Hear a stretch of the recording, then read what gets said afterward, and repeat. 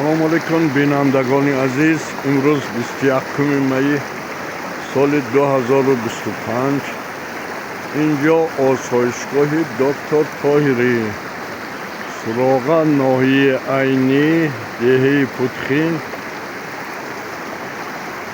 ин манзараҳои зебо, дайрочаи шух, ҳамин инсон ба нерӯ мебахшад, яъне энергия.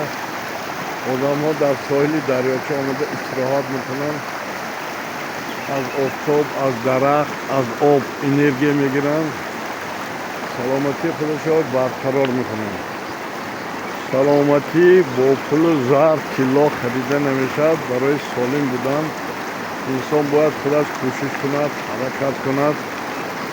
асоси ҳаёт ин бевосита об, оби равон, оби нӯшокӣ, ҳаво, ҳаракат, чашаи паррандагон, муносибат бо табиат, ҳамаи инҳо барои саломатии инсон ёрдами калон мекунанд.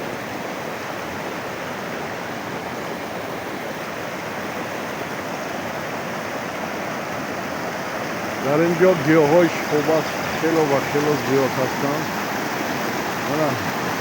паррандаҳоям ҷое ки табиати зебо ҳаст, оби ҳавои тоза дорад, он ҷо мебиён рақсу бозӣ мекунанд, суруд мехонанд. ин садои паррандаҳо, ҳар як чиз аз табиат илҳом мегирад, қувва мегирад, нерӯ мегирад ва инсонам инчунин. марҳамат ба осоишгоҳи доктор Тоҳирӣ.